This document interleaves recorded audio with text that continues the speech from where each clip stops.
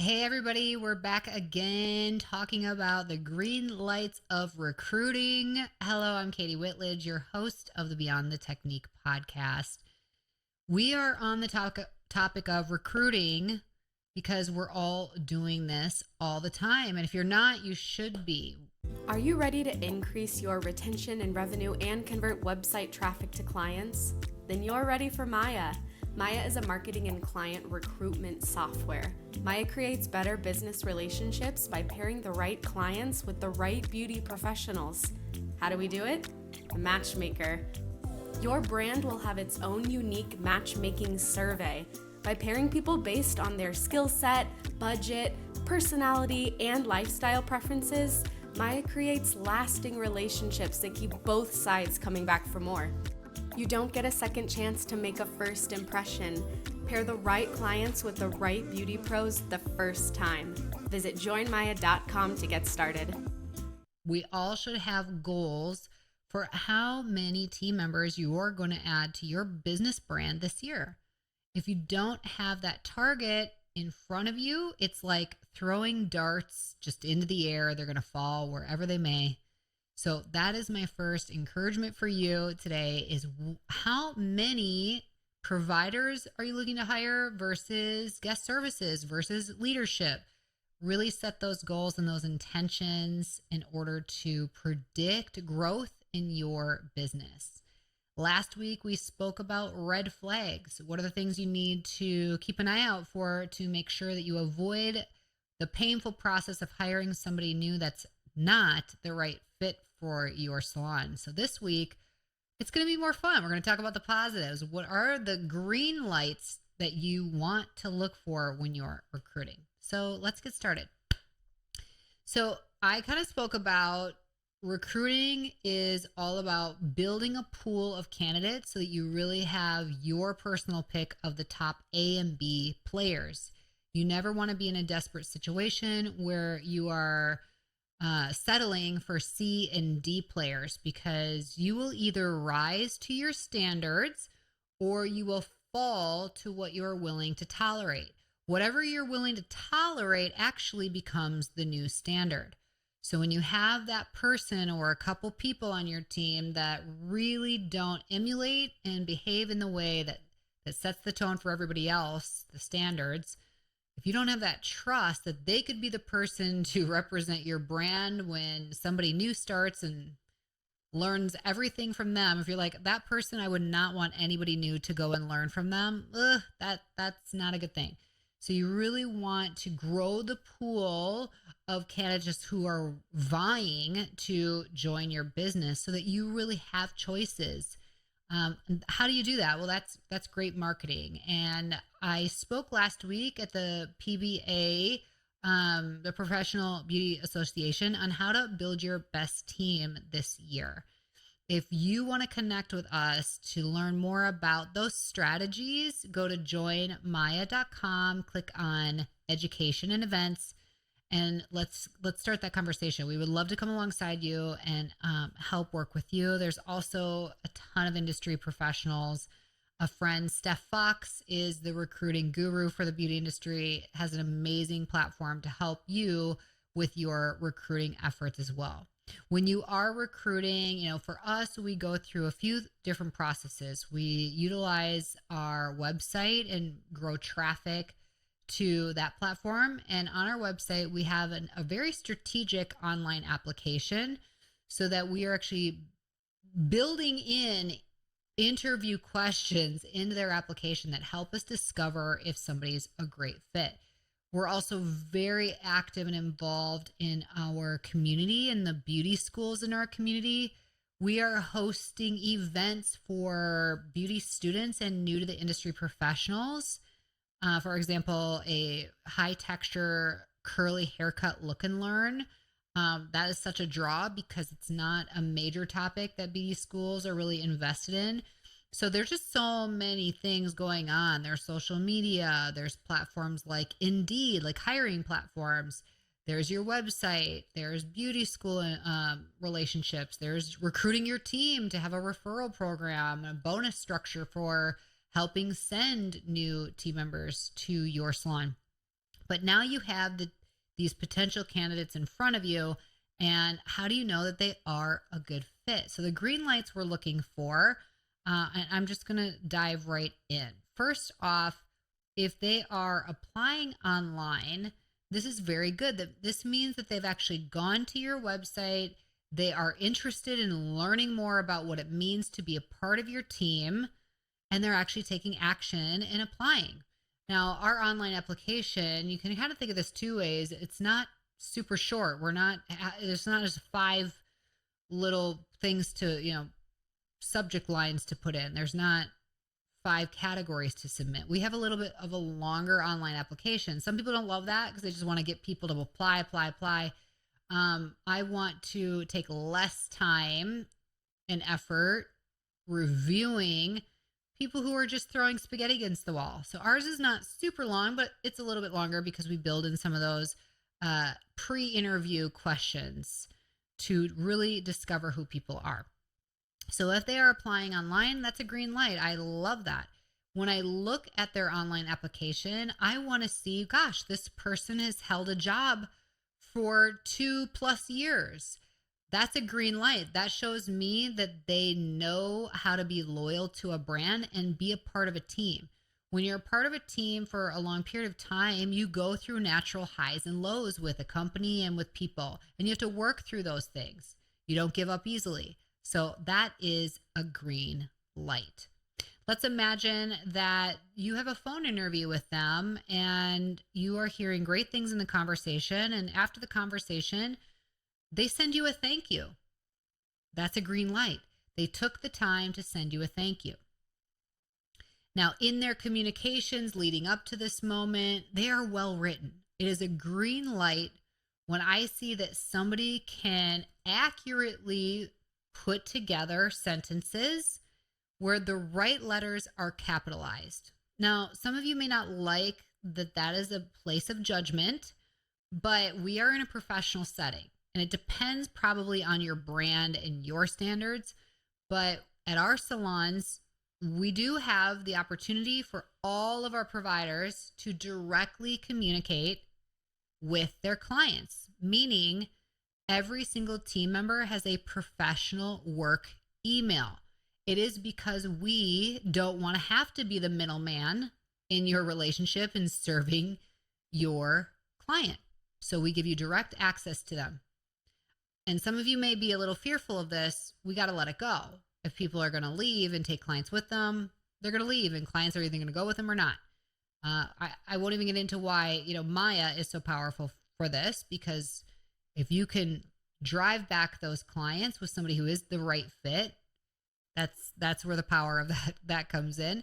And you want to have that tool in your tool belt. But back to the topic of, I want to see that if somebody is sending me an email or applying through Indeed and they're typing up a message to me, that they have the basics there. Do they need to be perfect? Do they need to be a scholar? No, but they need to have the basics. When you write the word, I appreciate your time, the letter I needs to be capitalized. I mean, I don't care who we want to blame for why this is happening, but it's a green light when I see that somebody is well written and able to craft proper sentences in emails. We ask a few questions, and hey, on a scale of 1 to 10, how would you rate yourself in this area? One of the questions we ask for former work history is, how would your previous manager or leader or owner, how would they rate your performance on a scale of 1 to 10? 10 being phenomenal. And if somebody says, I'd probably give myself like a 7 or 8, I'm always asking, this is the number one key phrase. Oh, tell me more about that. What would make it a 10? And so the key phrase is, tell me more about that. Use it over and over and over again. You're really trying to get to know people. It's like being on a first date, and you're really discovering, could I actually see myself meeting your parents? Could I see myself with you long term? I mean, it's kind of like that. So when they rate themselves less than a, I don't ever, by the way, if they're a 10, I'm like, really? We all have areas that we can improve. I don't even think I'd rate myself a 10 for, I'm trying to think of every category that I play a lead role in. And no, I do not rate myself a 10 anywhere. um, so you want to find somebody who's humble, but imagine they bring up that they would rate themselves an 8 and you say, "Oh, tell me more about that. What would make it a 10?" And they bring up what they can do to grow and learn and skills they may not have had at that point.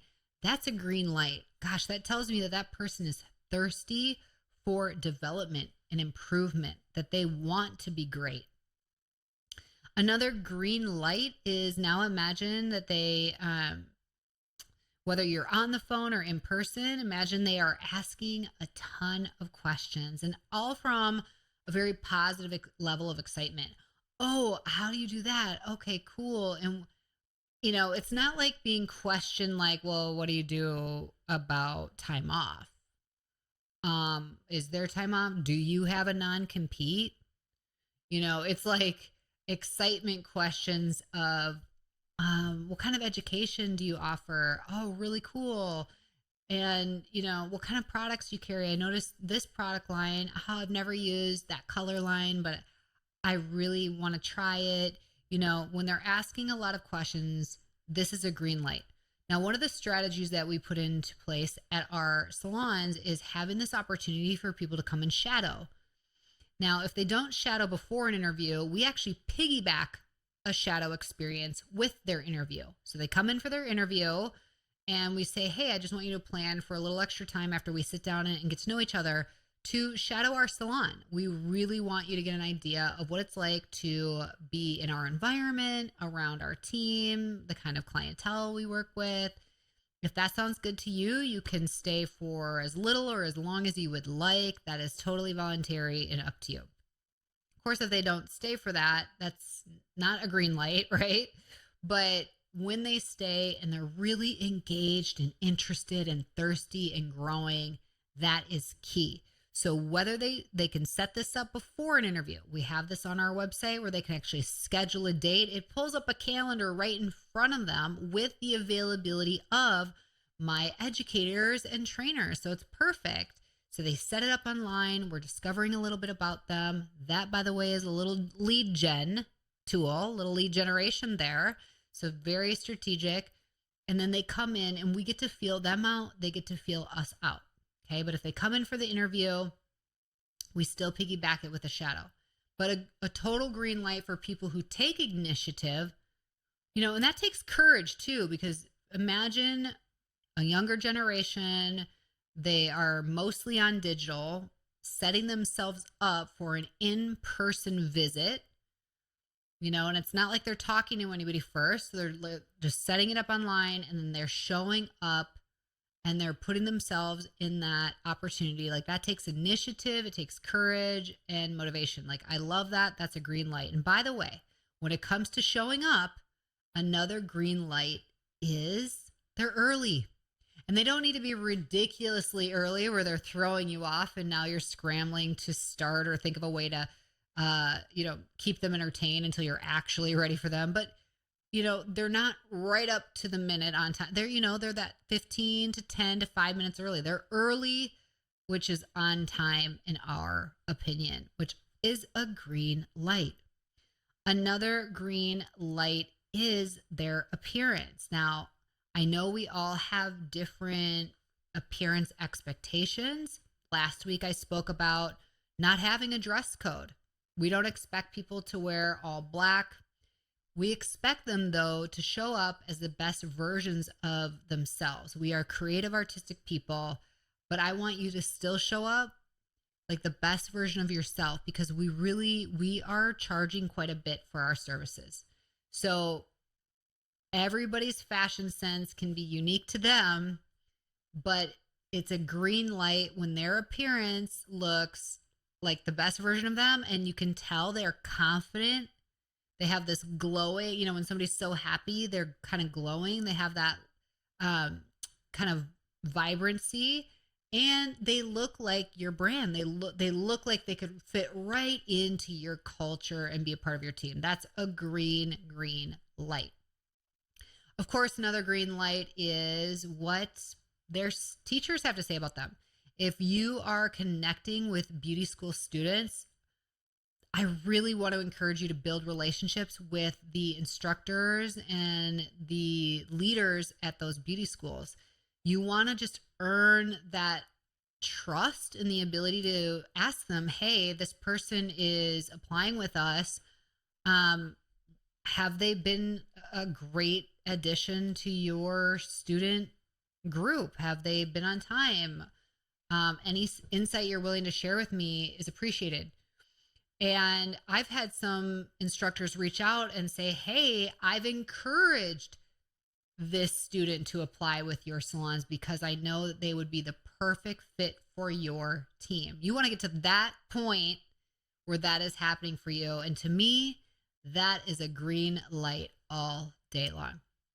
Another green light is, overall, this person is very positive, and not in a fake way, because we can trust our gut.